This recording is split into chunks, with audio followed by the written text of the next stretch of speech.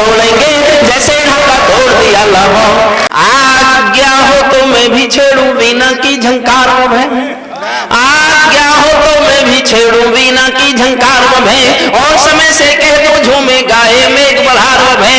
मुझको शक्ति ने दी है कानों में हुंकार में, और विधाता ने सौंपी है गधों को ललकार में।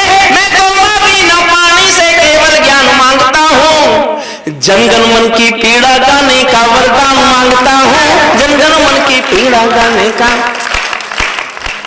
देखिए ये कोई गर्भोक्ति नहीं है। मैंने 29 साल पहले कश्मीर की आजादी का आंदोलन शुरू किया था। सबसे पहले 1990 में कविता मैंने लिखी थी कश्मीर की आजादी के लिए। 1990, 29 साल में चीखा हूं, 29 साल। और किसी ने देखा वो 5 अगस्त को संसद में बिलाया, 4 अगस्त को मैं बाबा रामदेव के यहाँ था, लाइव टेलीकास्ट में मैंने कहा कि मेरी कविता, ये मेरा 29 साल के आंसू, 29 साल का दर्द, 29 साल की पीड़ा कल शायद संसद में खत्म हो जाएगी। तब मुझे नहीं पता था संसद क्या करेगी, लेकिन मेरे मुंह से निकला ऐसे ही। और 5 अब मैं बहुत खुश हूं।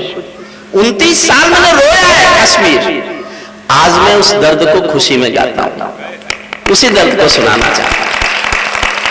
आपको लगेगा कि मैंने 29 साल क्या जिया होगा, उसी कविता को सुना रहा हूं, नहीं सुना रहा। इसके बाद में आप चाहेंगे तो मैं और आदरणीय बैठ जाए, आप भी आ जाए, बैठ जाओ, बैठ जाओ। देखिए मैं एक अनुरोध करता हूं, जो हुआ आप सब जानते हो, गौरव का विषय है। सरकार को, गृह मंत्री को, प्रधानमंत्री को मैं भी बहुत बधाई देता हूं, सैल्यूट करता हूं, अभिवादन करता हूं। लेकिन एक एहसास आने वाले दिनों का दुख कम कर सकता है। आप ये मत समझना कि इतना आसान काम है, सब चुपचाप हो जाएगा। सब चुपचाप नहीं होगा, सब चुपचाप नहीं होगा। एक एहसास उनको कराइए, कश्मीरी भाइयों को एक एहसास कराइए। मैं 15 अगस्त को मेरे पास सबसे अच्छा कुछ कहने का है तो ये है, मैं चाहता हूं भारत की शेष भारत की जनता कश्मीर को ये एहसास कराए कि हमने कश्मीर को हिंदुस्तान का हिस्सा नहीं बनाया, हमने हिंदुस्तान को कश्मीर का हिस्सा बना दिया। हमने हिंदुस्तान को कश्मीर का, तुम्हारा छोटा फलक था, तुम बड़ा फलक जियो। तुमको बड़ा फलक जीने का एहसास जिस दिन तुम्हारे दिल में आ जाएगा तो जो समस्याएं आने वाली हैं वो कम हो जाएगी। मैं 29 साल गाया हूं इस पीड़ा को, सुनिएगा। कश्मीर जो खुद सूरज के बेटे की राजधानी थी, डमरू वाले शिव शंकर की जो घाटी कल्याणी थी, कश्मीर जो भूमंडल का स्वर्ग बताया जाता था, जिसकी मिट्टी को दुनिया में अर्घ चढ़ाया जाता था, कश्मीर जो भारत माता की आंखों का तारा था, कश्मीर जो लाल बहादुर को प्राणों से प्यारा था, कश्मीर वो डूब गया था अंधी गहरी खाई में, फूलों की घाटी रोती थी मरघट की तन्हाई में। कश्मीर वो डूब गया था अंधी गहरी खाई में, फूलों की घाटी रोती थी मरघट की तन्हाई में। ये अग्निगंधा मौसम अलबेला था, वो अग्निगंधा मौसम अलबेला था, गंधों के घर बंदूकों का मेला था। मैं भारत की जनता का संबोधन हूँ, आंसू के अधिकारों का उद्बोधन हूँ, इसीलिए दरबारों को दर्पण दिखलाता फिरता था, इसीलिए दरबारों को दर्पण दिखलाता फिरता था। मेघालय घाटी के दिल की धड़कन गाना फिरता था, मेघालय घाटी के दिल की धड़कन गाता। हमने नारों में गाया था सब कश्मीर हमारा है, हमने नारों में गाया था सब कश्मीर हमारा है, हमने नारों में गाया था सब कश्मीर हमारा है। जब जब छूकर देखा है, जब जब भी छूकर देखा है, चोटी में अंगारा है। कश्मीर था जहां पंचे थे केसर की क्यारी में, कश्मीर था जहां रोना था बच्चों की किलकारी में, कश्मीर था जहां तिरंगे झंडे फहराए जाते थे, 47 के बंटवारे के घाट उठाए जाते थे, कश्मीर था जहां हौसलों के दिल तोड़े जाते थे, खुदगर्जी में जेलों से हत्यारे छोड़े जाते थे, खुदगर्जी में जेलों से हत्यारे, खुदगर्जी में जेलों से हत्यारे छोड़े जाते थे। अपहरणों की रोज कहानी होती थी, अपहरणों की रोज कहानी होती थी, धरती मैया पानी पानी होती थी, झेलों की लहरें भी आंसू लगती थी, गजलों की बहरें भी आंसू लगती थी। मैं आंखों के पानी को ललकार बनाता फिरता था, मैं आंखों के पानी को ललकार बनाता फिरता था। मेघालय घाटी के दिल की धड़कन गाता फिरता था, मेघालय घाटी के दिल की धड़कन। कश्मीर था जहां गर्द में चंदा सूरज तारे थे, झरनों का पानी रक्तिम था, झीलों में अंगारे थे। कश्मीर था जहां फिजाएं घायल दिखती रहती थी, गर्म हवाएं घाटी का राशिफल लिखती रहती थी। कश्मीर था जहां विदेशी समीकरण गहराते थे, गैरों के झंडे भारत की भूमि पर लहराते थे। कश्मीर था जहां हमारा राष्ट्रगान शर्मिंदा था, भारत मां को गाली देकर भी खलनायक जिंदा था। कश्मीर था जहां देश का शीश झुकाया जाता था, मस्जिद में गद्दारों को खाना भिजवाया जाता था, मंदिर में गद्दारों को खाना भिजवाया। गूंगा बहरा ओढ़े सिंहासन था, लूले लगड़े संकल्पों का आसन था। फूलों की घाटी लाशों की मंडी थी, फूलों की घासी लाशों। मैं इस बूढ़ी कायरता की लाश उठाता फिरता था, मेघायल घाटी के दिल की धड़कन गाता फिरता था, मेघायल घाटी के दिल की धड़कन गाता। और दर्द सुनिए, हमको दो आंसू नहीं आते थे अनहोनी घटना पर। अजीब देश था ये। आप सब जानते हैं 1990 में 4 लाख विस्थापित कश्मीरी पंडित हुए, वहां से 4 लाख लोगों को मार पीट के निकाल दिया, उनकी महिलाओं के साथ बलात्कार किया गया, और ये देश चुप था। इससे बड़ी मॉब लिंचिंग दुनिया में कोई हुई है क्या कि 4 लाख लोग निकाल दिया जाए किसी सूबे से? आज एक मॉब लिंचिंग को इशू बनाते हैं। सुनिए क्या क्या था। हमको दो आंसू नहीं आते थे अनहोनी घटना पर, थोड़ी सी चर्चा होती थी बहुत बड़ी दुर्घटना पर। राजमहल को शर्म नहीं थी घायल होती छाती पर, भारत जिंदाबाद लिखा था श्रीनगर की छाती पर, मन करता था फूल चढ़ाता लोकतंत्र की अर्थी पर। भारत के बेटे निर्वासित हो गए अपनी धरती पर, भारत के बेटे निर्वासित हो गए अपनी धरती पर। वे घाटी से खेल रहे थे गैरों के बलबूतों पर, जिनकी नाक टिकी रहती थी पाकिस्तानी जूतों पर। कश्मीर को बंटवारे का धंधा बना रहे थे वे, जुगनू को बैसाखी देकर चंदा बना रहे थे वे, फिर भी खून से हाथों को न्योता था दरबारों का। जैसे सूरज की किरणों पर कर्जा हो अंधियारों का, जैसे सूरज की किरणों पर कर्जा हो अंधियारों। एक छंद जोश में सुनना, मैं जोश में पढ़ूंगा, आप जोश में सुनना। और विष्णु, मैं जनता से अनुरोध करता हूं तुम्हारी तरह, मैं जानता हूं बहुत प्यारे लोग हैं, मैं हालांकि कम आया हूं कानपुर में। अगर आपको मैं चाहता हूं कि मैं जितना जोश में पढ़ूं, आप उससे ज्यादा जोश में सुन लेना। मैं इस बात में हारना चाहता हूं आपसे कि मेरे पढ़ने में जोश कम था और आपके सुनने में जोश ज्यादा था। मैं ये हार लेके जाना चाहता हूं आपके यहां से, ये मेरी जीत होगी। छंद सुनना। जब चौराहों पर हत्यारे महिमा मंडित होते थे, आतंकवादी मारे जाते थे तो जलसा निकलता था उनके लिए मातम मनाया जाता था, जुलूस निकलते थे। जब चौराहों पर हत्यारे महिमा मंडित होते थे, भारत मां की मर्यादा के जोश चाहता हूं साहब, लगे कि मैंने ठीक बोला है तो ही जोश में सुनना। जब चौराहों पर हत्यारे महिमा मंडित होते थे, भारत माता की, जब चौराहों पर हत्यारे महिमा मंडित होते थे, भारत माता के अस्मत के मंजर खंडित होते थे। जब कुछ भारत के नारे थे गुलबर्गा की गलियों में, शिमला समझौता चलता था बंदूकों की नलियों में, तो केवल आवश्यकता थी हिम्मत की खुददारी की। दिल्ली ने केवल 2 दिन की मोहलत दे दी, मोहलत की तैयारी की। सेना को आदेश थमाया घाटी गैर नहीं होगी। लाइन सुनना साहब, मैं जिस लाइन पर बात चाहता हूं 15 अगस्त को सुनने। सेना को आदेश थमाया घाटी गैर नहीं होगी, जहां तिरंगा नहीं मिलेगा उनकी खैर नहीं होगी, जहां तिरंगा नहीं मिलेगा हरिओम कुमार। सल्यूट आपका दादा। अमरनाथ को गाली दी थी भीख मिले हथियारों ने, जिनको भारत की धरती ना भाती हो, भारत के झंडों से बदबू आती हो, जिन लोगों ने मां का आंचल फाड़ा था, दूध भरे सीने में चाकू गाड़ा था, मैं उनको चौराहों पर फांसी चढ़वाता फिरता था, मैं घायल घाटी के दिल की धड़कन गाता फिरता था, मैं घायल घाटी के दिल की धड़कन। अंतिम छंद सुनाता हूं इसका तक। अमरनाथ को गाली दी थी भीख मिले हथियारों ने, कितनी बार बाधा डाली गई।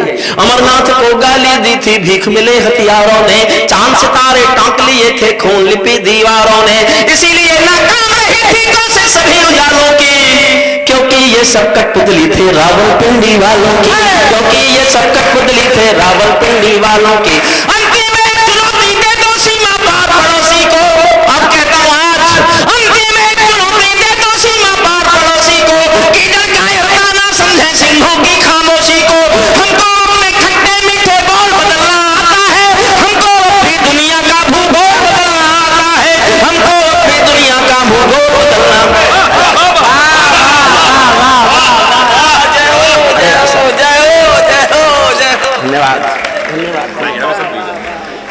धन्यवाद धन्यवाद। हमको अपनी दुनिया का भूगोल बदलना आता है, दुनिया के सरपंच हमारे थानेदार नहीं लगते।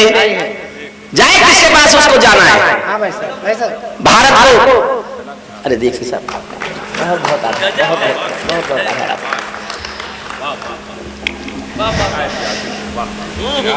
पति हो तो ऐसे। आप सौभाग्यशाली हैं प्रतिमा जी, हालांकि आपका कहना तो शायद कम ही मानते होंगे जितना मेरा अनुमान है, लेकिन आपके काम में जिस तरह से आपके साथ खड़े हुए हैं, दुनिया के सरपंच हमारे थाने, मत चिंता करो किसी की, दुनिया के सरपंच हमारे थानेदार नहीं लगते, भारत की प्रभुसत्ता के कोई ठेकेदार नहीं लगते, तीर हमारे तने कमानों वाले जिस दिन छोड़ेंगे, जैसे ढाका तोड़ दिया लाहौर कराची तोड़ेंगे, जैसे ढाका तोड़ दिया लाहौर, जैसे ढाका तोड़ दिया लाहौर कराची तोड़ेंगे। हर संकट का हल मत पूछो आसमान के तारों से, सरकार से कह रहा हूं आज, हर संकट का हल मत पूछो आसमान के तारों से, सूरज किरणें कर लेता है ढल के चांद सितारों से, पंचाली के चीर हरण पर जो छुपाए जाते हैं, इतिहासों के पन्नों में वो सब कायर कहलाते हैं, इतिहासों के पन्नों में वो सब कायर कहलाते हैं। अर्ध सदी की सब भूलों का समाधान हो जाने दो, अर्ध सदी की सब भूलों का समाधान हो जाने दो, सब समझौते मरे पड़े हैं पिंडदान हो जाने दो, पर्वत को बाजू में तोड़ो शोले भरो निगाहों में, आंसू की पूजा मत करना बलिदानों की राहों में, तुम भी सीमा रेखा तोड़ो आगे बढ़ नाद करो, 48 में खोया था जो कश्मीर आजाद करो, 48 में खोया था जो कश्मीर, 48 में खोया था। मेरे से रुका नहीं जा रहा, मैं मोदी जी की थोड़ी तारीफ कर दूं। मैंने ये काम कभी नहीं किया, 40 साल में स्थायी विपक्ष बन के रहा, मैंने जीवन भर किसी के प्रशंसा में नहीं लिखा। मैं श्रद्धेय वाजपेयी साहब को बहुत मानता था, उनके पैर छूता था, मैं जीवन में केवल एक राजनेता के पैर छुए, मैंने अटल बिहारी वाजपेयी जी के, और मुझे लगता था उसके पैर छूकर एहसास होता है कि किसी देवता के, लेकिन मैंने सबसे सख्त कविताएं अपने जीवन की उन्हीं की सरकार के खिलाफ लिखी। मैंने शिखर वार्ता का विरोध किया, मैंने विमान अपहरण की समस्या को जिस तरह निपटाया मैंने उसका विरोध किया। इन्होंने कहा था 14 बजे आए थे कि और कुछ करूं ना करूं तुझे खिलाफ तो नहीं लिखने दूंगा, और ये सच है कि बहुत मौका नहीं दिया, बहुत मौका नहीं दिया। मैंने मौके बहुत खोजे लेकिन नहीं मिला।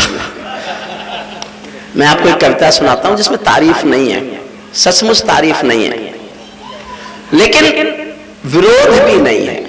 अगर तारीफ का एक शब्द नहीं है तो विरोध का भी एक शब्द नहीं है, एक भी शब्द नहीं है। एक आध लाइन आखिरी है, उतना पक्षपात तो भारत में चलता है,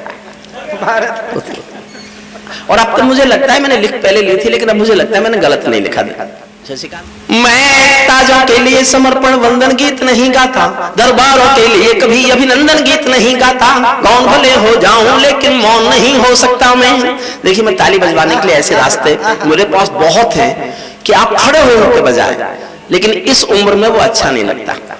इस उम्र में जिम्मेदारी यह है कि शब्दों पर ही ताली नहीं बजवा सको तो कोई और रास्ता मत अपनाओ ताली बजवाने के लिए। क्या बात है डॉक्टर साहब, वाह वाह वाह वाह। वरना साहब ये कोई गर्भोक्ति नहीं है, मेरे छोटे भाई जानते हैं, हिंदुस्तान के कवि सम्मेलनों में तालियों के पहाड़ परंपरा जिन्होंने शुरू की उनमें एक मैं भी हूं।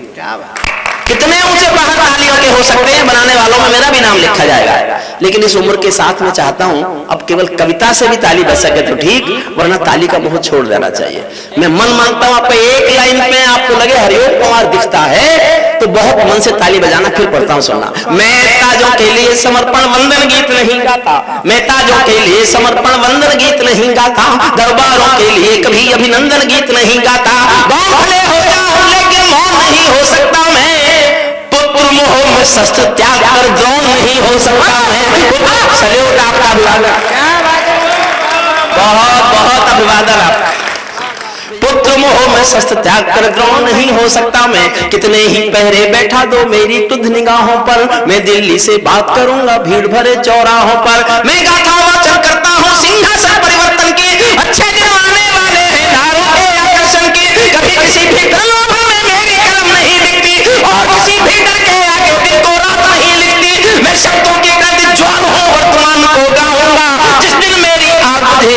उस दिन मर जाऊंगा जिस दिन मेरी आग बुझेगी, जिस दिन मेरी आग बुझेगी मैं। और नई पंक्ति सुनना शशिकांत, सिंहासन वाले पंखों से उड़कर, सिंहासन वाले पंखों से उड़ता नहीं मिलूंगा मैं, सिंहासन वाले पंखों से उड़ता नहीं मिलूंगा मैं, राजमहल के कालीनों से जुड़ता नहीं मिलूंगा मैं पीड़ा के इंकलाब के स्वर की एक निशानी हूँ, गाते गाते अंगारा हूँ, लिखते लिखते पानी हूँ, गाते गाते अंगारा हूँ, गाते गाते अंगारा हूँ, गाते गाते अंगारा हूँ, लिखते लिखते पानी हूँ। सत्ता का आकर्षण मेरी भूख नहीं। जो मैं कहने जा रहा हूँ तो गर्भोक्ति नहीं है ये। 2014 में मैं चाहता तो जहां 282 बैठे थे भाजपा के, मैं भी वहां बैठा मिलता। राजनीति में कोई काम करते होंगे तो शायद इस खबर से परिचित होंगे। लड़ने वाले, टिकट मांगने वाले हजारों थे, मिले हुए टिकट को लौटाने वाला सिर्फ मैं था, सिर्फ मैं।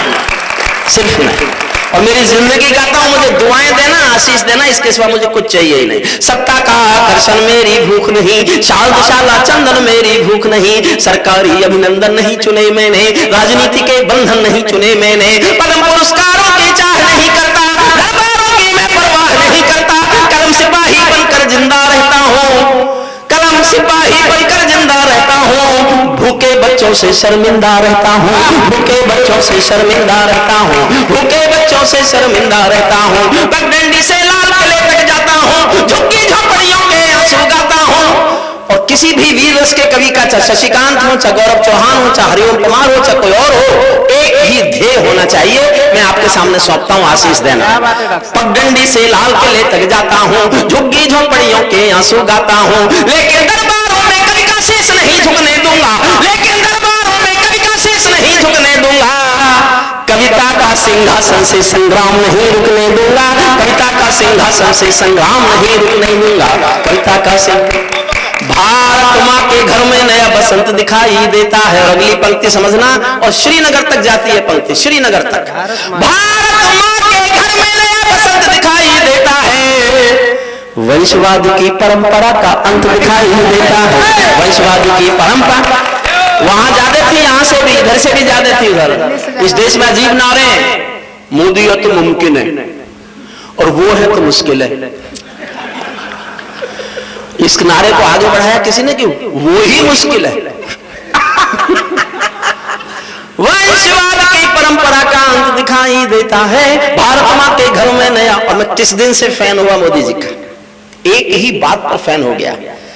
दिल कवि का, आत्मा कवि की, भावुकता कवि की एक चीज से प्रभावित हो जाती है। और आपको लगा हो मैं जिस चीज से बहुत प्रभावित हुआ वो एक ही कारण था, सुनना मन से।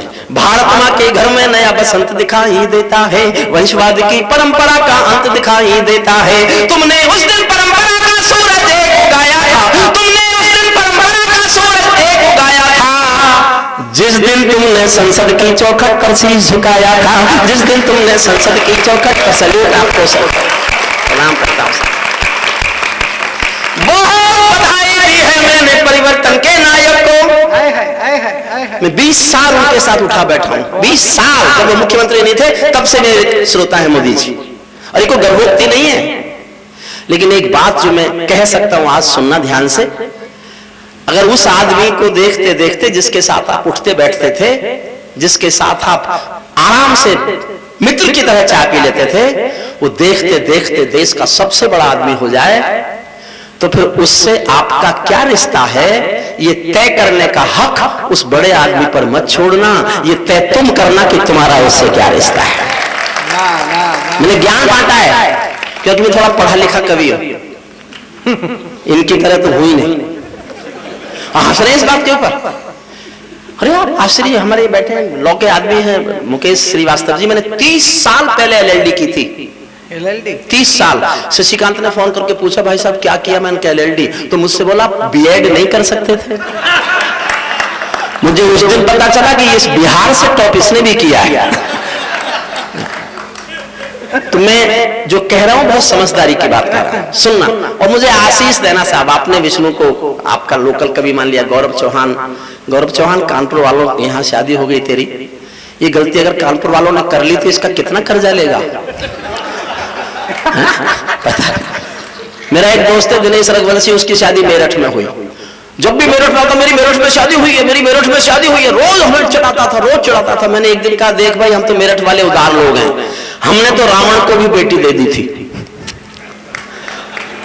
मंगोदरी मेरठ की थी, तो इसलिए गौरव ये ज्यादा बोला मत कर। यहाँ ऐसे भी होंगे जिनको पता होगा कि हमारा दामाद अच्छा नहीं है। सुनिए, मैं 4 पंक्ति पढ़ रहा हूं। ये आशीष मांगता हूं मैं कानपुर की श्रेष्ठ जनता से, प्रतिमा दीक्षित इस सदन में, सभा में जो भी सुधी लोग हैं, ध्यान से सुनना और आपको लगे ये हक बनता है मेरा कि मुझे इस पंक्तियों पर आशीष मिलना चाहिए, तो ये आशीष देना। तुमने उस दिन परंपरा का सूरज एक उगाया था, जिस दिन तुमने संसद की चौखट पर शीश झुकाया था। बहुत बधाई दी है मैंने परिवर्तन के नायक को, बहुत बधाई देता हूं मैं परिवर्तन के नायक को, लेकिन कैसे मर जाने दूंगा आंसू के गायक को। आप के जननायक हो, मैं पीड़ा का गायक हूं। आप राजपथ के नायक हो, मैं जनपद का नायक हूं। आप राजपथ के नायक हो, मैं जनपद का नायक हूं। निर्वाचन ने सौंपा है सम्मान तुम्हारे हाथों में, निर्वाचन जोश देना, निर्वाचन ने सौंपा है सम्मान तुम्हारे हाथों में। लोकतंत्र की मां संसद का मान तुम्हारे हाथों में, संविधान के पालन का मान तुम्हारे हाथों में, तिलक गोखले गांधी का वरदान तुम्हारे हाथों में, अमर तिरंगे की सौंपी है शान तुम्हारे हाथों में। सौंप दिया है पूरा हिंदुस्तान तुम्हारे हाथों में, सौंप दिया है पूरा हिंदुस्तान, सौंप दिया है पूरा हिंदुस्तान तुम्हारे। अच्छी सी लाइन सुनना, जनादेश में आज आपकी सबसे ऊंची थाती है, जनादेश, जनादेश में आज आपकी सबसे ऊंची थाती है। दिया तुम्हारा तेल तुम्हारा और तुम्हारी बाती है, दिया तुम्हारा तेल तुम्हारा और तुम्हारी बाती है। आज आपके कर कमलों में टूटी हुई कमान नहीं, आज आपके कर कमलों में टूटी हुई कमान नहीं, और पदों के नीचे कोई गिरता हुआ मचान नहीं। आज आपके ऊपर नभे नीचे ठोस धरातल है, और आपकी सौगंधों में गंगा मैया का जल है, और आपकी सौगंधों में गंगा। इसका अंतिम छंद पढ़ता हूं मैं आपको। ये सौगंध तुम्हारी है मैं देश नहीं बिकने दूंगा, ये नारे थे उनके। ये सौगंध तुम्हारी है मैं देश नहीं बिकने दूंगा, देश नहीं मिटने दूंगा, मैं देश नहीं झुकने दूंगा। है मेरा विश्वास कभी सौगंध नहीं तोड़ोगे तुम, भारत मां की सेवा का अनबन नहीं छोड़ोगे तुम। ऐसा कुछ कर जाओ पूरा देश देखता रह जाए, देश नहीं भूमंडल का परिवेश देखता। मैंने लिखा था कर दिया, मैंने नोटबंदी पर कविता लिखी थी काले धन पर, उसके बाद नोटबंदी हुई। मैंने भूख कविता लिखी, उसके बाद भारत सरकार ने खाद्य सुरक्षा अधिनियम पास किया। और मेरा अगली मांग है कि भारत में जल्द से जल्द जनसंख्या नियंत्रण कानून बनना चाहिए। संसाधन नहीं बढ़ा सकते, अगर जनसंख्या यूं ही बढ़ेगी तो हम गरीबी से नहीं लड़ सकते। इसमें किसी धर्म का कोई भेदभाव नहीं है, जो भी गलती करेंगे उनको सजा मिलेगी। और कौन अपने बच्चों को गरीबी में जलाना चाहेगा। सुनिए मन से, देखिए इस देश की आत्मा, इस देश की संस्कृति की आत्मा संवेदनाएं, संवेदनाएं मरेंगी तो संस्कृति मरेगी, संस्कृति मरेगी तो संस्कार दम तोड़ देंगे, संस्कार दम तोड़ देंगे तो विच्छिन्नता फैलेगी, बलात्कार होंगे, चोरियां होंगी, डकैतियां होंगी, रिश्ते टूटेंगे। मैंने एक लाइन में एक डिमांड रखी थी मोदी जी के सामने, एक दो पूरी हुई, बाकी सब बची हुई है अभी। मैं चाहता हूं वो सब पूरी होना चाहिए। ऐसा कुछ कर जाओ पूरा देश देखता रह जाए, देश नहीं भूमंडल का प्रवेश देखता। पहली मांग, ठीक लगे तो समर्थन चाहूंगा। ऐसा कुछ कर जाओ पूरा देश देखता रह जाए, देश नहीं भूमंडल का प्रवेश देखता रह जाए। संसद को गुंडों से दागी चेहरों से खाली कर दो। मैं सीना तान के बोलता हूं, अगर आपको कश्मीर में एक भी आतंकवादी आना स्वीकार नहीं है तो हमको संसद में दागी और गुंडे स्वीकार नहीं है, नहीं है हमको स्वीकार। क्या बात है डॉक्टर साहब। अगली पंक्ति पर ध्यान चाहता हूं, संसद को गुंडों से दागी चेहरों से खाली कर दो, भूखे मरते हुए किसानों के घर खुशहाली भर दो, भूखे मरते हुए किसानों के घर खुशहाली भर दो। कश्मीर में भारत मां की जयकारों के स्वर दे दो। मैं चिल्लाया हूं, 2 साल चिल्लाया हूं, तब हुआ है। और अगली पंक्ति जो बची है, जो होना चाहिए, उस पर समर्थन मांगता हूं। कश्मीर में भारत मां की जयकारों के स्वर दे दो, कश्मीर में भारत मां की जयकारों के स्वर दे दो। हर विस्थापित कश्मीरी पंडित को उसका घर दे दो, हर विस्थापित कश्मीरी पंडित को, हर विस्थापित कश्मीरी पंडित को उसका घर दे दो। खेलों को नेताओं से पूंजीपतियों से मुक्त करो, खेलों को नेताओं से पूंजीपतियों से मुक्त करो। माँ बहनों बेटी का जीना स्वाभिमान से युक्त करो। झोपड़ियों को मत सिखलाओ और तरीका जीने का, उन्हें मयस्सर कर दो केवल अच्छा पानी पीने का, उन्हें मयस्सर कर दो केवल अच्छा पानी पीने का।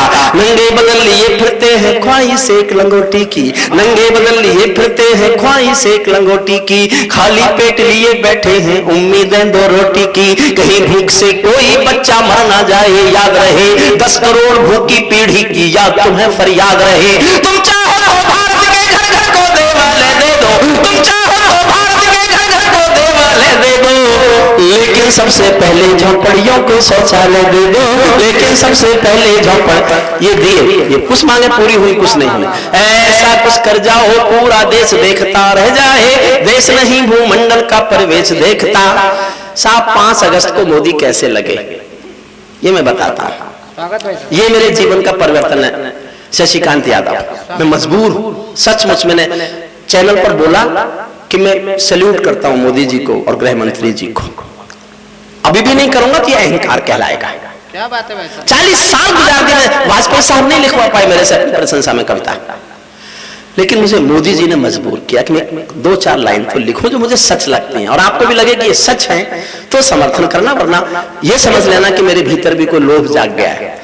मुझे कुछ भी हो सकता है, मुझे कोई लोभ नहीं आकर्षित कर सकता, ये आप विश्वास कर लीजिएगा। कोई पद, कोई परंपरा, कोई प्रतिष्ठा, कोई कुछ भी मुझे प्रभावित नहीं करता। केवल जनता के प्यार के सिवा मुझे कुछ चाहिए ही नहीं। मेरी कोई जिम्मेदारी नहीं है। एक यूनिवर्सिटी से retired dean of the faculty हूं, लॉ फैकल्टी, 40 साल कानून पढ़ाया है मैंने। इतनी सारी पेंशन मुझे मिल जाती है, मेरी कार घोड़ा गाड़ी नौकर का काम चल जाता है। बाकी सब तो फिर जनता दे देती है पैसा। अच्छा, कई बार हेमंत ने भी पूछा, कई बार लोग पूछते तू इतना पैसा क्यों लेता है? मैं आज बता रहा हूं दिल से, ये कोई बताने का विषय नहीं है। मैं 850 गरीब बच्चे पढ़ाता हूं, 850, और ये सब कवि लोग जानते हैं, सब कवि लोग जानते हैं, लेकिन परिचय में इसलिए नहीं बताते कि इसको इस बात की और तालियां मिलेंगी। आप विश्वास कीजिए साहब, मेरा जी 15 अगस्त है, मेरा मन केवल सत्य बोलने को हो रहा है। मेरे छोटे भाई हैं जिनको मैं बहुत प्यार करता हूं, हंसी में हम लोग ऐसी इधर उधर की बातें करते रहते हैं।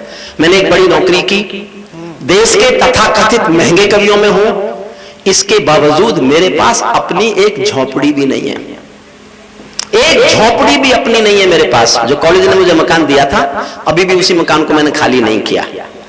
मेरे छोटा भाई की पत्नी प्रोफेसर है, वो मकान उसके नाम हो गया, तो मैं उसका किराएदार बनकर उसी मकान में रह रहा हूं।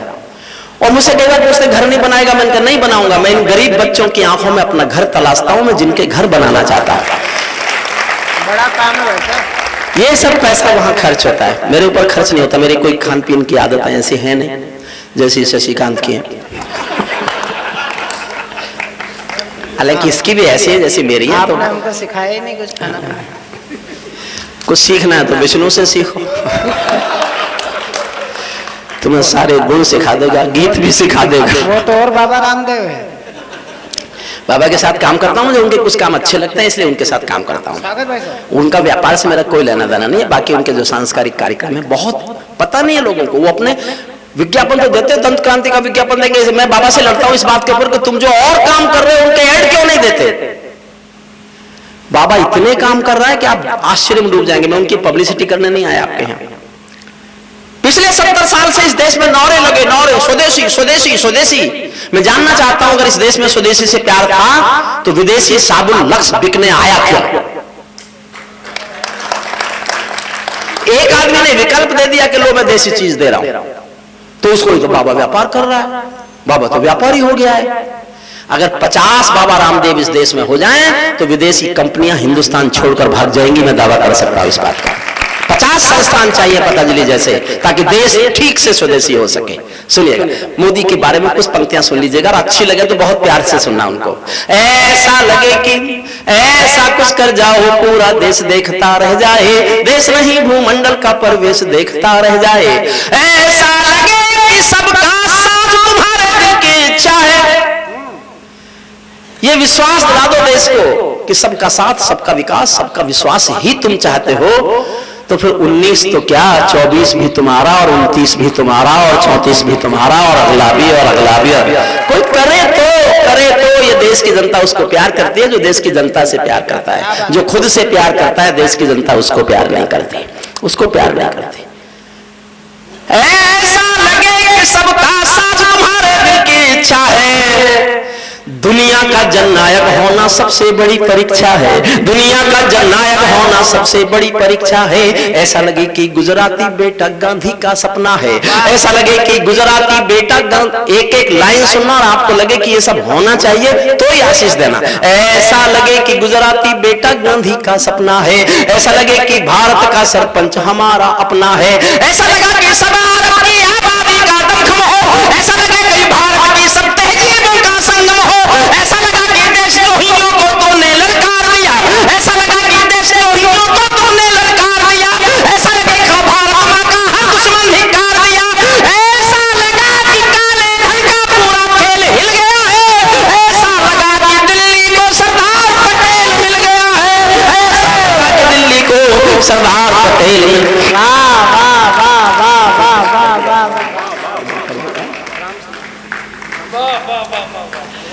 देखिए, एक कविता सुनाने का मन कर रहा है मेरा आज जी। नहीं, उससे अच्छे से कविता सुना। चंद्रशेखर आजाद। देखिए, जब आदरणीय मायावती जी सबसे पहली बार मुख्यमंत्री बनी और भारतीय जनता पार्टी के समर्थन से बनी, तो ये घटना आपको सबको पता होगी। चंद्रशेखर आजाद के नाम के एक महाविद्यालय का नाम बदला गया। कानपुर के किसी पत्रकार ने, मुझे नाम याद नहीं है, मैंने ये जनसत्ता में एक लेख पढ़ा था पूरा, भानु प्रताप शुक्ल का। उन्होंने पूरे पेज का एक आर्टिकल लिखा था कैसे वो घटना घटी। जब वो पत्थर बदलवा रही थी चंद्रशेखर आजाद का, तो किसी पत्रकार ने कहा कि आदरणीय ये महाविद्यालय चंद्रशेखर आजाद के नाम पर है। तो उन्होंने गुस्से में घूम के कहा, कौन चंद्रशेखर आजाद? वो आतंकवादी। सरेआम राजनीति ने चंद्रशेखर आजाद को आतंकवादी कहा और राजनीति चुप रही। मैं हरिद्वार में था, मैंने वो लेख पढ़ा भानु प्रताप शुक्ल जी का। फिर मैं उनसे मिलने गया कि कहीं इसमें कोई झूठ फूट ना हो, और जब मुझे निश्चित हो गया कि हाँ ऐसा घटा, तो मैं वाजपेयी साहब के पास गया। आडवाणी साहब और वाजपेयी साहब दोनों मुझे बहुत स्नेह करते थे और मेरे श्रोता रहे हैं। मैंने जाकर उनसे शिकायत की कि आपके समर्थन के मुख्यमंत्री चंद्रशेखर आजाद को आतंकवादी बता रही है। तो बोले, जैसी उनकी आदत थी, चुप। मैंने 3-4 बार खाक कुरेदा तो बोले, तू क्या चाहता है? क्या हम इस बात पर सरकार गिरा दें? मैं कहा मत गिराओ, बहुत दिन के लिए आप गिर लोगे।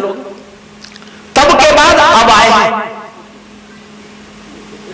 तब के बाद मैं आडवाणी जी के पास गया, उन्होंने कोई जवाब नहीं दिया। तो मैं उन दोनों से कह के चलाया कि साहब आपका चुप रहना मजबूरी हो सकती है, मैं जनता का कवि हूं, मेरा चुप रहना मजबूरी नहीं है। मैं एक कविता लेकर जनता के बीच जा रहा हूं। और अभी बंगाल में 8वीं क्लास की किताब में सामाजिक विज्ञान में खुदीराम बोस को आतंकवादी लिखा गया है। जिस बच्चे को थोड़ी सी उम्र में फांसी हो गई थी, उस बच्चे को आतंकवादी सामाजिक विज्ञान की 8वीं क्लास की किताब में ममता बनर्जी की सरकार ने। शिकायतें हुई तो नहीं बताया, अभी मुझे पता चला है कि ममता बनर्जी ने आदेश दिया है, इंक्वायरी बिठाई है, किताबें वापस मांगा ली गई हैं, ऐसी कोई सूचना मिली है। पंजाब के अंदर इतिहास में छपा, ये शहीद आतंकवादी, भगत सिंह आतंकवादी। अब मेरा कहना सिर्फ ये है, अपने शहीदों को सम्मान मत दो, कम से कम उनका अपमान तो मत करो, उनका अपमान तो मत करो। 7,48,000 लोगों ने जान दी है हिंदुस्तान की आजादी के लिए, हमें कुछ ही नाम याद है। तो आप आज्ञा दें मुझे, तो मैं चंद्रशेखर आजाद कविता सुनाना चाहता हूं, क्योंकि भगत सिंह किसी को भी मान लीजिए ये कि हम अपने शहीदों को सम्मान दें।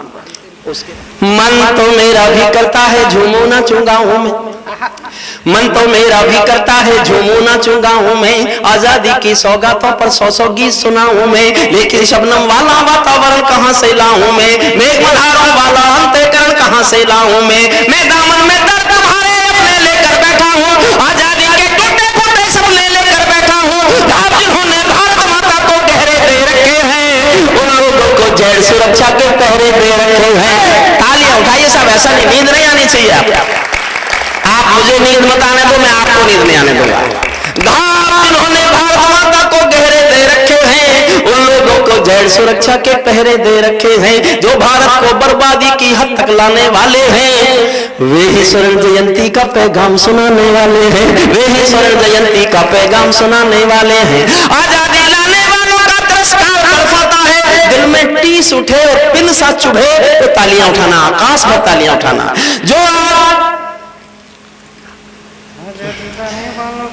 आजादी लाने वालों का तिरस्कार तड़पाता है, बलिदानी पत्थर पर थूका बार बार तड़पाता है, इंकलाब की बलवेदी भी जिससे गौरव पाती है, आजादी में उस शेखर को भी गाली दी जाती है, आजादी में उस शेखर को, आजादी में उस शेखर को भी गाली दी जाती है। मैं दिनकर की परंपरा का चारण हूँ, भूषण की शैली का अल्प उदाहरण हूँ, इसीलिए मैं दरबारों के गीत नहीं गा सकता हूँ, मैं पीड़ा की चीखों में संगीत नहीं ला सकता हूँ, मैं पीड़ा की चीखों में संगीत। ध्यान देना, प्यार मारता सुनना, इससे बढ़कर और शर्म की बात नहीं हो सकती थी, इससे बढ़कर और शर्म की बात नहीं हो सकती थी, आजादी के परवानों पर घात नहीं हो सकती थी। कोई बलिदानी शेखर को आतंकी कह जाता है, पत्थर पर से नाम हटाकर कुर्सी पर रह जाता है, पत्थर पर से नाम हटाकर कुर्सी पर रह जाता है। गाली की भी कोई सीमा है, कोई मर्यादा है, गाली की भी कोई सीमा है, कोई मर्यादा है। ये घटना तो देशद्रोह की परिभाषा से ज्यादा है, मेरी आंखों में पानी है, सीने में चिंगारी है, राजनीति ने कुर्बानी के दिल पर ठोकर मारी है। सारे वतन पुरोधा चुप थे, कोई कहीं नहीं बोला, सारे वतन पुरोधा चुप थे, कोई कहीं नहीं बोला, लेकिन कोई ये ना समझे कोई खून नहीं खोला, लेकिन कोई ये ना समझे। कविता का सौंदर्य केवल यह है जब चंद्रशेखर आजाद को आतंकवादी कहा जा रहा होगा, शहीदों की आत्मा सुन रही होगी, शहीद सुन रहे होंगे, सब उनके दिल पर क्या बीती होगी, इस सौंदर्य को आपके सामने गाना चाहता हूं, सुनना। सारे वतन पुरोधा चुप थे, कोई कहीं नहीं बोला, लेकिन कोई ये ना समझे कोई खून नहीं खोला, सुनकर बलिदानी बेटों का धीरज डोल गया होगा, मंगल पांडे फिर शोणित की भाषा बोल गया होगा, मंगल पांडे फिर शोणित की भाषा बोल गया होगा, सुनकर हिंद महासागर की लहरें तरफ गई होंगी, सुनकर हिंद महासागर की लहरें तरफ गई होंगी, शायद कश्मीर की गजलों की बहरें तरफ गई होंगी, नील गगन में कोई उछल तारा टूट गया होगा, अशफाकुल्लाह की आंखों में लावा फूट गया होगा, अशफाकुल्लाह की आंखों में लावा फूट गया होगा, अशफाकुल्लाह की आंखों में लावा फूट गया होगा, भारत भूख पर मरने वाला टोला भी रोया होगा, भगत सिंह का रंग बसंती चोला भी रोया होगा, चुपके चुपके रोया होगा संगम तीरथ का पानी, चुपके चुपके रोया होगा संगम तीरथ का पानी, आंसू आंसू रोई होगी धरती की चूनरधानी, एक समंदर रोई होगी भगत सिंह की कुर्बानी। क्या ये ही सुनने की खातिर फांसी झूले सेनानी, क्या ये ही सुनने की खातिर फांसी, क्या ये ही सुनने की खातिर। और सब में गुस्सा दिखाना चाहता था, बहुत क्रोध था मुझमें। हम जाट लोगों के डीएनए में भी कमी होती है, उनमें गुस्सा बहुत होता है, कई बार फालतू का होता है, मूर्खता का होता है। मैं आपको उदाहरण दूं, हरियाणा के 30 बच्चे मर गए गोली खा के, आरक्षण का आंदोलन चलाया कि हम कमजोर हैं, हमको आरक्षण दे दो। बसों में आग लगा दी, प्रॉपर्टी को नष्ट कर दिया, 30 बच्चों ने गोली लगवा ली और सरकार से कहा हमारी ताकत से टकराना मत, तुम हमारी ताकत नहीं जानते, हमें कमजोर समझ के आरक्षण दे दो। कि दुनिया में सुना आपने ऐसा? ताकत का एहसास करा के कहो हमें कमजोर मान लो। सुप्रीम कोर्ट ने कहा हमें मालूम है तुम बहुत ताकतवर हो, इसलिए आरक्षण नहीं मिलेगा। मूर्ख, मूर्ख। अच्छा मेरी भी मूर्खता है, मेरे से मूर्खता, मैंने मूर्खता की हो तो मूर्खता, लेकिन मुझे जब गुस्सा आया मैं उसको दिखाता कैसे। स्वागत भैया। और साहब मैं आपसे आखिरी बार अनुरोध कर रहा हूं हाथ जोड़कर, आपको मेरा गुस्सा दिखाने का तरीका पसंद आ जाए तो मुझे एक बार इतने प्यार से, इतनी तालियों से नवाज देना कि मैं जीवन में कभी ना भूलूं कि मैं भाई हेमंत पांडे के कार्यक्रम में आया था। स्वागत भैया। हेमंत पांडे ने बहुत प्यार से बुलाया, पहली बार उसने कहा, मैं उससे मना नहीं कर सका, वरना 15 अगस्त पे तो वीर रस के कवि को भी कहीं भी साई मिल सकती थी। कम से कम ये वीर रस के कवि 15 अगस्त 26 जनवरी को काम आते हैं, बाकी तो 14 फरवरी का कवि विष्णु सक्सेना ही काम आता है देश को। मन से अच्छा लगे आपको मेरा गुस्सा जायज है तो मुझे बहुत प्यार का एहसास कराना। मन से भी अनुरोध करता हूँ, शशिकांत से भी और आप सबसे भी। चुपके चुपके रोया होगा संगम तीरथ का पानी, आंसू आंसू रोई होगी धरती की चूनर धानी, एक समंदर रोई होगी भगत सिंह की कुर्बानी, क्या ये ही सुनने की खातिर फांसी झूले सेनानी, जहां हमारे आजाद मार के पत्ते खड़ गए होंगे, जहां हमारे आजाद मार के पत्ते खड़ गए होंगे, कहीं स्वर्ग में शेखर जी के बाजू फड़ गए होंगे, शायद पिस्तौल उठा लेने की इच्छा जाग गई होगी, फिर पिस्तौल उठा लेने की इच्छा, फिर पिस्तौल उठा लेने की इच्छा जाग गई। शेखर महायज्ञ का नायक गौरव भारत भूखा है, जिसका भारत की जनता से रिश्ता आज लहू का है, जिसके जीवन के दर्शन ने हिम्मत को परिभाषा दी, जिसके पिस्टल की गोली ने इंकलाब को भाषा दी, जिसने धरा गुलामी वाली गर्दन के तर कर डाली, आजादी के हवन कुंड की अग्नि चेतर कर डाली, जिसके कारण त्याग अलौकिक माता के आंगन में था, इकलौता बेटा होकर भी आजादी के रंग में था, जिसको खूनी मेहंदी से भी दहेज जाना आता था, आजादी का योद्धा केवल चले चले ना खाता था, अब तो नेता पर्वत सर के शहरों को खा जाते हैं और औरों के शिलान्यास में नहरों को खा जाते हैं, और औरों के शिलान्यास में नहरों को। वाह वाह वाह डॉक्टर साहब जिंदाबाद। जब जब भारत की नदियों में कर बहता पानी है, तब तब शेखर अमरकांत की जलती एक कहानी है, आजादी के कारण जो गोरों से बहुत लड़ी है जी, शेखर की पिस्तौल किसी तीरथ से बहुत बड़ी है जी, शेखर की पिस्तौल किसी तीरथ से, और 2 लाइन और प्यार मांगिए, शेखर की पिस्तौल किसी तीरथ से बहुत बड़ी है जी। आजादी का ये जो मंदिर खड़ा हुआ होगा, आजादी का ये जो भी मंदिर खड़ा हुआ है जी, शेखर इसकी बुनियादों के नीचे गड़ा हुआ है जी, शेखर इसकी बुनियाद, जो सीने पर गोली खाने को आगे, 1 मिनट की कविता और बची, जो सीने पर गोली खाने को आगे बढ़ जाते थे, भारत माता की जय कहकर फांसी पर चढ़ जाते। खत्म करता हूँ, ये केवल 1 मिनट की बची है। कुछ निवेदन है मेरे, उनको बिना किए जाऊंगा, मुझे लगेगा मैं अधूरा चला आया, भूल गया मैंने भगवान राम नहीं देखे, मैंने भगवान कृष्ण भी नहीं देखे, होंगे जरूर जब मानते हैं सनातनी की हैं तो हैं, होंगे हमारे रक्षक देवता भी होंगे, लेकिन मैंने नहीं देखे साहब। मैंने अपने वो रक्षक देवता देखे हैं जो वर्दी पहनकर सीमा पर खड़े हैं, देश की रक्षा कर रहे हैं, मैं उनको सैल्यूट करना चाहता हूं, वो मेरे लिए रक्षक देवता है। 2-3 निवेदन है। आप सब साल में एक दिन पिकनिक जाते होंगे, कहीं घूमने जाते होंगे, यात्रा करने जाते होंगे, मैं आपसे सबसे हाथ जोड़कर निवेदन करता हूं दीक्षित जी, आपके आसपास कोई बेटा शहीद हुआ होगा, आपके आसपास ऐसा कोई परिवार होगा जिसमें से कोई बेटा देश के लिए कुर्बान हो गया है, साल में एक दिन उसके घर जाकर उसके परिवार वालों का हालचाल पूछ लीजिए, बस केवल हालचाल पूछ लीजिए, उसको ये लगे देश हमारे साथ। क्या बात है। हमारा एक छोटा भाई है अशोक चारण, उसने एक बहुत श्रेष्ठ बात कही है, दुनिया का अमीर से अमीर आदमी, टाटा, बिरला, डालमिया, बिल गेट्स, कोई भी किसी को नौकरी दे और ये कहे कि मैं तुमको जो कहोगे तनख्वाह दूंगा, लाख दूंगा, 2 लाख दूंगा, 5 लाख दूंगा, लेकिन तुमको मेरे लिए मरना पड़ेगा। दुनिया का कोई भी अमीर आदमी एक नौकर नहीं ढूंढ सकता इस शर्त पर कि तुमको मेरे लिए मरना पड़ेगा। केवल फौजी है जो ये जानता है उसको देश के लिए मरना पड़ेगा, फिर भी वो देश की नौकरी करता है। एक और छोटा निवेदन है मेरा हाथ जोड़कर, आपको किसी बस अड्डे पर, किसी रेलवे स्टेशन पर, किसी हवाई अड्डे पर कोई फौजी वर्दी में जाता हुआ दिखाई दे, खड़े होकर ताली बजाकर उसका सम्मान करो, उसको लगे कि पूरा हिंदुस्तान उसके साथ खड़ा हुआ है, उसके साथ। और तीसरा अनुरोध मेरा भारत सरकार से मैंने लिख के भेजा है मोदी जी को, अगर भगवान करे हमारा एक भी बेटा तिरंगे में लिपट के ना आए, कोई शहीद हो ही नहीं, लेकिन ऐसा नहीं है, होंगे, होते रहेंगे, तो उनको दी जाने वाली सरकारी मदद में भेदभाव नहीं होना चाहिए। महाराष्ट्र का बेटा शहीद हुआ तो 5 लाख, यूपी का शहीद हुआ तो 25 लाख, झारखंड का शहीद हुआ तो 10 लाख। शहादत देने वाले बेटों को सरकारी मिलने वाली मदद में भेदभाव नहीं होना चाहिए, शहादत में बंटवारा मत कीजिएगा। सबने देश के लिए जान दी है, सबको मिलने वाली मदद बराबर होना चाहिए। महाराष्ट्र में इन्होंने बताया, 1 करोड़ अमीर लोग हैं महाराष्ट्र के, वो उन्होंने अपने अपने हिसाब से सबका बराबर होना चाहिए, वो सब सरकारों केंद्र को दे और केंद्र उनको मदद दे। अंतिम पंक्तियां पढ़ देता हूं। मैंने सचमुच बहुत लिखा है, मैंने इतना सैनिकों पे लिखा है।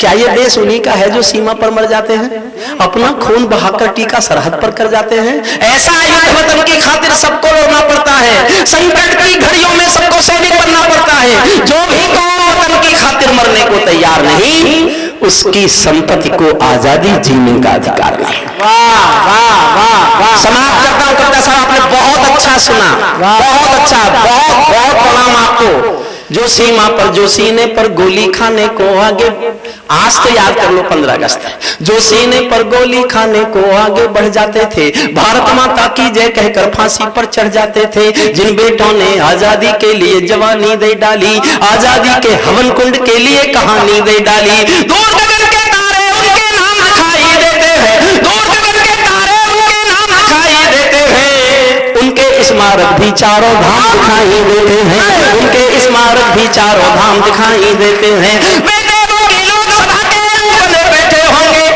किसी ने पूछा वो कहां, और जो उनको गाली दे रहे थे वो कहां? मगर गाली देने वालों का मुझे पता नहीं, मैं उनका बता सकता हूं वो कहां है। मैं उनका पता बता रहा हूं, आपको नोट कर लो।